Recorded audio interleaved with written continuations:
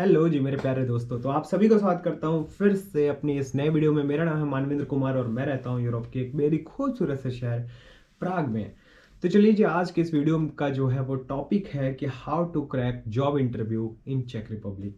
And ये video बनाने से पहले मैं ये बता दूं कि मैं क्यों वो एक काबिल इंसान हूं जो आपको सही सलाह देगा जॉब के इंटरव्यू क्रैक करने के लिए। मेरे सारे सजेशंस पर्सनलाइज्ड हैं एंड बहुत ही वैल्यूबल हैं आपके लिए। बिकॉज कि मैं एज अ पीएचडी स्टूडेंट बहुत सारे जॉब या फिर जॉब तो नहीं कहेंगे, एकेडमिक इंटरव्यू मैंने फेस किया है एंड उसको क्रैक भी किया है, तभी मैं यहाँ पीएचडी कर रहा हूँ। इसके अलावा जो है वो पीएचडी करने के दौरान मैंने दो जॉब इंटरव्यू यहाँ पे चेक रिपब्लिक में कॉर्पोरेट जॉब इंटरव्यू मैंने दिए हैं एंड उनको क्रैक भी किया है। तो ये रहा मेरा इंट्रोडक्शन। अब बात करते हैं मेन वीडियो के टॉपिक की कि चेक में जो है वो आप एज अ जॉब एप्लीकेंट जो है, सबसे पहले स्टेप बाय स्टेप चलेंगे हम, ठीक है। तो जॉब एप्लीकेंट के तौर पे जो है पहले तो आप जॉब खोजेंगे कहाँ। तो जॉब खोजने के लिए चेक रिपब्लिक में कुछ पॉपुलर वेबसाइट्स हैं जिनकी नाम मैं बोल रहा हूँ एंड उसको आप सर्च करके देखिएगा। जिसमें से सबसे अच्छी वेबसाइट जो मुझे लगती है वो है jobspin.com। इसके बाद आती है expect.cz। ये जो फॉरेनर्स हैं उनके लिए स्पेशल वेबसाइट है। इसके अलावा वेबसाइट है jobspin.com। सबसे बड़ी वेबसाइट है वो है आपकी लिंक्डइन और glassdoor.com। तो इन सारी वेबसाइट के थ्रू आप अपने लिए रेलेवेंट जॉब पोजीशन खोज सकते हैं। अब मान लिया कि आपको रेलेवेंट जॉब पोजीशन मिल चुकी है, अब बात आती है कि आपको उस जॉब एप्लीकेशन करने से पहले जो है किन किन चीज़ों की ज़रूरत होगी। तो नॉर्मली यूरोपियन जॉब में जो है वो दो चीज़ें ये मांगते हैं यूरोपियंस। पहला है आपका कवर लेटर, दूसरा है आपका सीवी। तो कवर लेटर में जो है वो नॉर्मली आपने क्या काम कर रखा है एंड उस जॉब पोजीशन के लिए आप क्यों एक सुटेबल कैंडिडेट हो। तो एक तरीके से अपने आप को सेल करना होता है, अपने आप को बताना होता है कि आप कितने बेहतरीन कैंडिडेट हो एंड कैसे आप उस जॉब पोजीशन को जो है वो फुलफिल करते हो। इसके अलावा इसमें जो है वो आप अपनी एकेडमिक्स का जो है वो मेंशन कर सकते हैं, अपनी प्रैक्टिकल स्किल्स का मेंशन कर सकते हैं, अपनी जो है वो प्रॉब्लम सॉल्विंग जो आपके स्किल्स हैं प्रीवियस जॉब में जो आपने फेस किया है एंड उसको रिजॉल्व किया है, उन सारी चीज़ों का प्रैक्टिकल जो है वो वर्जन उसमें आप डिपिक्ट कर सकते हैं। इसके अलावा जो है वो ओवरऑल जो है वो उस कवर लेटर का एसेंस यही होना चाहिए कि आप जो हो वो एकदम बेहतरीन बेस्ट कैंडिडेट हो उस जॉब पोजीशन के लिए। एंड इसके बाद बात आती है सीवी की। तो सीवी जो है वो यूरोप में नॉर्मली, मतलब अगर देखा जाए नॉर्मली तो वो एक पेज की ही ज़्यादा स्टैंडर्ड मानी जाती है, बट आप दो पेज की भी बना सकते हो। बट आई वुड रिकमेंड कि एक पेज की सीवी बनाओ, उसमें एक अपना अच्छा सा प्यारा सा जो है वो फोटो लगाइए। सीवी का स्ट्रक्चर बता रहा हूँ। फोटो लगाइए, अपना नाम लिखिए, जॉब पोजीशन का नाम लिखिए जिसमें आपका एक्सपीरियंस है या जिसके लिए आप जो है वो अप्लाई कर रहे हैं, अपनी एक समरी लिखिए। इसके बाद अपना जो है वो एजुकेशनल बैकग्राउंड थोड़ा सा, और मोस्ट इम्पॉर्टेंट वर्क एक्सपीरियंस अपना लिखिए, प्रैक्टिकल स्किल लिखिए एंड अपना नाम गांव पता के लिए अपना जो एड्रेस वगैरह है वो कोने में जो है लिखिए। तो मैं ये एक सेक्शंस बता रहा हूँ, इसको कहाँ कैसे कस्टमाइज करना है ये सब आप देख सकते हो। तो मेरे कहने का मतलब कि जो मोस्ट इम्पॉर्टेंट इंफॉर्मेशंस हैं आपके स्किल्स को लेकर के और आपके आइडेंटिटी को लेकर के उस जॉब के लिए, उन्हीं कंटेंट को जो है वो अपने सीवी में रखने की कोशिश करिए। सीवी को भरने की कोशिश मत करिए, बिकॉज आजकल जो है वो एटीएस सॉफ्टवेयर यूज़ किए जाते हैं जिसमें कि कीवर्ड कैच होता है। तो अपने सीवी में हमेशा अपनी सीवी जो है कस्टमाइज करिए जॉब रोल के हिसाब से। उस जॉब पोजीशन में जो है वो लिखा हुआ है रिक्वायरमेंट्स, उन्हीं रिक्वायरमेंट्स के कीवर्ड्स को अपने सीवी में इंक्लूड करने की कोशिश करिए, ताकि सबसे पहले लेवल पे जब एटीएस के थ्रू जो है अगर मैनुअल स्क्रीनिंग नहीं हो रही है सीवी, तो सॉफ्टवेयर जब आपका सीवी स्क्रीन करेगा तो उसमें भी आप जो है आपकी सीवी पास हो जाए, ताकि आपके पास कॉल आ जाए इंटरव्यू की। तो इन चीज़ों का आप ध्यान रखिए एंड स्टैंडर्ड लेंथ जो है वो एक पेज का रखने का कोशिश करिए। देन उसके बाद अब बात करते हैं कि आपकी सीवी सेलेक्ट हो चुकी है।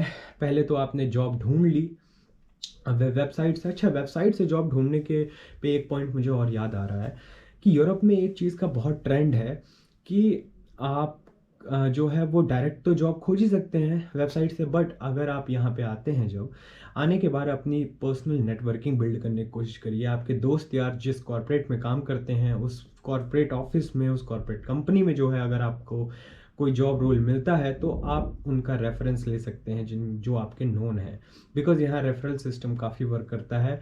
ये बहुत ही ईजिली आपको जो है वो शॉर्ट लिस्ट करने का एक शॉर्टकट तरीका है उस जॉब रोल के लिए।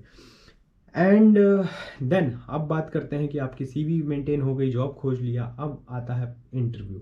तो इंटरव्यू जो बड़ी कंपनीज हैं ज़्यादातर 3 राउंड का होता है, जो छोटी कंपनी है वो ज़्यादातर 1 या 2 राउंड का इंटरव्यू होता है। 3 राउंड के इंटरव्यू में पहला राउंड जो होता है वो आपका बहुत ही ब्रीफ इंट्रोडक्शन एंड आपके बारे में ब्रीफली जो है वो इंटेरोगेशन होती है।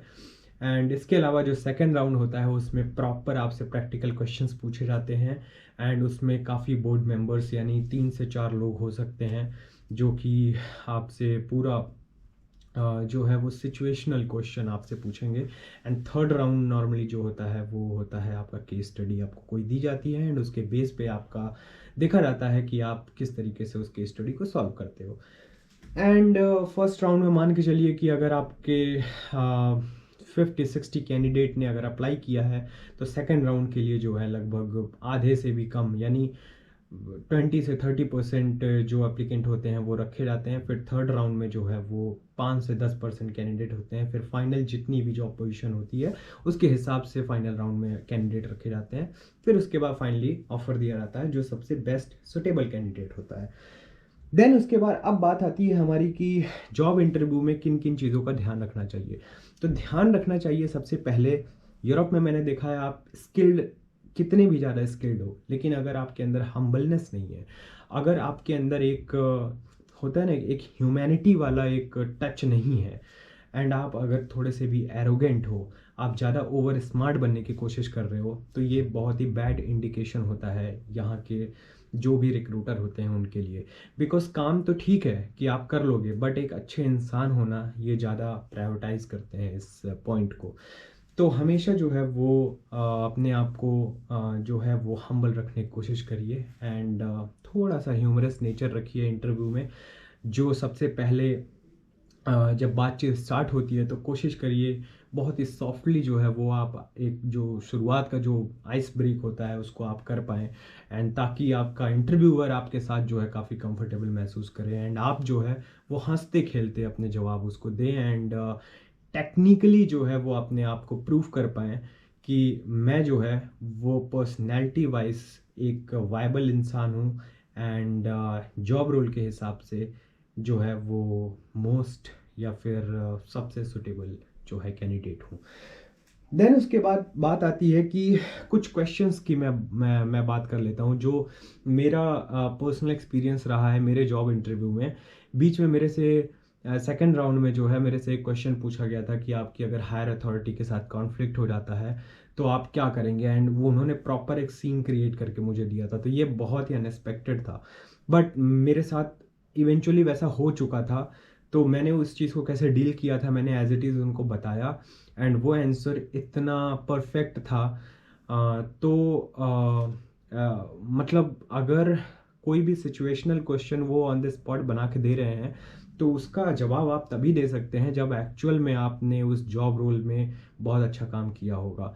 तो कभी भी अपने सीवी में कुछ भी फेक करने की कोशिश मत करिए, नहीं तो कहीं ना कहीं ज़रूर पकड़े जाएंगे।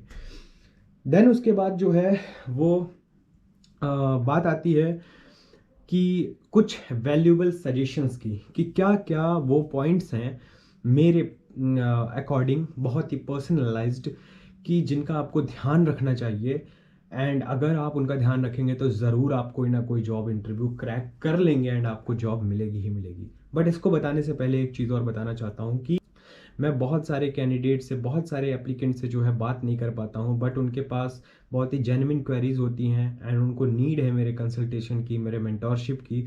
तो उसके लिए मैंने अपने यूट्यूब वीडियो के यूट्यूब वीडियो के डिस्क्रिप्शन में जो है वो एक मेंटोरशिप का मैंने एक लिंक अलग से क्रिएट किया है। आप उस लिंक पे क्लिक करिए, एंड कैसे आप मेरे साथ जो है 1-to-1 मीटिंग शेड्यूल कर सकते हैं ये आगे मैं आपको बता रहा हूँ। वीडियो के डिस्क्रिप्शन में जो मीटिंग फिक्स करने का जो लिंक है, उस लिंक पे जैसे आप क्लिक करेंगे वैसे ही जो है वो आप इस पेज पे रीडायरेक्ट हो जाएंगे।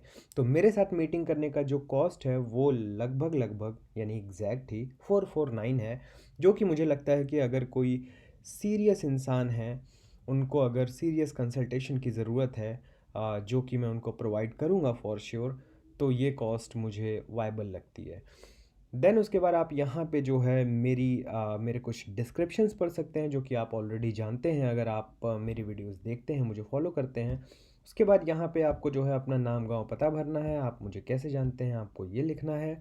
एंड देन उसके बाद आपको यहाँ पे पे पर क्लिक कर देना है। पे पे क्लिक करते ही बहुत सारे पेमेंट गेटवे आ जाएंगे। लेट्स सपोज कि आप यूपीआई से करना चाहते हैं। एंड यहाँ पे मैंने क्यूआर कोड का ऑप्शन सेलेक्ट किया है। एंड देन उसके बाद यहाँ पे क्यूआर कोड जनरेट हो गया। तो जैसे ही आपका पेमेंट कंफर्म होगा वैसे ही जैसे देख सकते हैं आपका ये जो पेज है वो ऑटोमेटिकली रीडायरेक्ट हो जाएगा एक दूसरे वेबसाइट पे, जहाँ पे जो है वो आप मेरे साथ अपनी मीटिंग का टाइम जो है वो सेलेक्ट कर सकते हैं एंड अपनी मीटिंग को शेड्यूल कर सकते हैं। तो यहाँ पे जो है 30 मिनट की मीटिंग लिखी हुई है, इस पे आप क्लिक करेंगे एंड इट्स नॉट मैंडेटरी कि ये सिर्फ 30 मिनट की मीटिंग होगी। जो भी आपकी क्वेरी होगी उसको फुल एंड फाइनल जो है वो मैं सॉल्व करने की एंड आपको गाइड करने की कोशिश करूँगा एंड करूँगा ही करूँगा। तो ये 30 मिनट की वजह से जो है वो आपको घबराना नहीं है कि सिर्फ 30 मिनट ही है। देन यहाँ पे आप जैसे ही किसी भी डेट पे क्लिक करेंगे आपके पास टाइमिंग अवेलेबिलिटी आ जाएगी कि किस किस टाइम पे मैं अवेलेबल हूँ एंड उनमें से कोई भी एक टाइम पे आप क्लिक कर सकते हैं। एंड देन उसके बाद फिर से आप अपना नाम वगैरह एंड ईमेल वगैरह आप डाल सकते हैं जिस पे आपकी मीटिंग की लिंक जो है वो शेड्यूल हो जाएगी।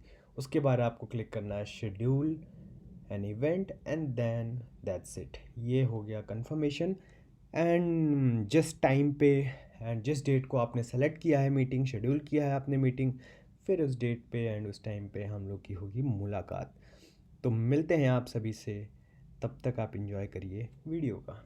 आई होप कि अब आपको पता चल गया होगा कि अगर आप मेरे से बात करना चाहते हैं तो कैसे बहुत ही ईजिली जो है वो मेरे से कनेक्ट कर सकते हैं। तो अब बात आगे बढ़ाते हैं कि क्या वो वैल्यूबल टिप्स हैं मेरी तरफ से। तो उसमें से सबसे पहली टिप्स जो मेरे हिसाब से है, जैसा कि मैंने बताया कि कभी भी अपनी एक जनरलाइज्ड सीवी मत बनाइए, एक नॉर्मल सीवी मत बनाइए, हमेशा कस्टमाइज सीवी बनाइए जॉब रोल के हिसाब से। एंड दूसरी टिप्स जो मेरे हिसाब से है वो, अगर आप चेक में आना चाहते हैं या शेंजन के किसी भी कंट्री में जाना चाहते हैं एंड आपको बहुत अच्छी जॉब बहुत जल्दी चाहिए, तो कोशिश करिए कि आप जिस कंट्री में जा रहे हैं उसकी लैंग्वेज सीख के जाइए। जैसे चेक की बात करूं, अगर आप चेक लैंग्वेज, ये सच में मतलब बहुत ही इम्पॉर्टेंट चीज़ बता रहा हूँ मैं, अगर आपको चेक में अपना करियर बनाना है एंड आपने चेक लैंग्वेज सीख लिया B1 या B2 तक, एंड बहुत मुश्किल नहीं है, 4-5 महीने लग के काम करेंगे तो आराम से सीख जाएंगे, सीखने की कोशिश करेंगे तो अगर आपने सीख लिया, आपके जॉब पाने का प्रतिशत कम से कम 70 से 80% बढ़ जाता है। तो ज़रूर कोशिश करिए कि चेक लैंग्वेज आप सीख करके चेक रिपब्लिक में आए। इसके बाद जो है वो बात आती है हमारी जो कोर स्किल्स हैं। अब क्या होता है कि हमारे पास बहुत सारी स्किल्स होती हैं, तो हम सब दर्शा देना चाहते हैं अपनी सीवी में कि हम बहुत जो है वो काबिल इंसान हैं, बट ऐसा मत करिए। जॉब रिक्वायरमेंट के हिसाब से जो स्किल मांगी गई है उनको ही आप पहले लिखिए एंड पहले बताइए। मान लीजिए आपका जॉब रिक्वायरमेंट में जो है वो कोई 2 स्किल आपसे मांगी गई है, आपके पास 10 स्किल है, आप लेकिन वो दोनों स्किल जो है वो आपने 9वें और 10वें नंबर पर लिख रखी है, तो ये क्या पता वो देख ना पाए या फिर इसका इंप्रेशन जो है वो उल्टा जाता है। तो हमेशा अपनी जो रिक्वायर्ड स्किल है जॉब में उसको जो है वो ऊपर रखने का या सिर्फ उन्हीं को रखने का कोशिश करिए। देन उसके बाद जो है वो बात आती है कि बी प्रोएक्टिव। जैसे ही आपकी शॉर्ट लिस्टिंग होती है, आपसे बोला जाता है कि नेक्स्ट स्टेप ये है, तुरंत से उसका रिप्लाई करिए एंड बहुत ही मतलब कभी भी लेट मत करिए, क्योंकि ये गलत इंप्रेशन देता है कि सामने वाला जो है वो उतना ज़्यादा मतलब पैशनेट नहीं है जॉब पोजीशन को लेकर के। तो जो भी स्टेप है उसको लेकर के हमेशा प्रोएक्टिव रहिए। देन उसके बाद जो बात आती है कि जॉब इंटरव्यू में कोशिश करिए कि आप इंटरव्यूअर का ट्रस्ट जीत सकें। यहाँ पे ट्रस्ट यहाँ पे ट्रस्ट बेस्ड ही कंट्री हैं यूरोप की, शेंजन जोन की ज़्यादातर। एंड चेक में तो स्पेशली अगर आप इंटरव्यूअर का ट्रस्ट जीत लेते हैं तो आपको वो जॉब लेने से कोई नहीं रोक सकता है। तो ये था मेरे तरफ से जो है कुछ important tips. And I hope कि ये पूरी वीडियो आपको बहुत ही पसंद आई होगी तो शेयर कर देना एंड सब्सक्राइब वाला बटन दबा करके सब्सक्राइब कर दो भाई।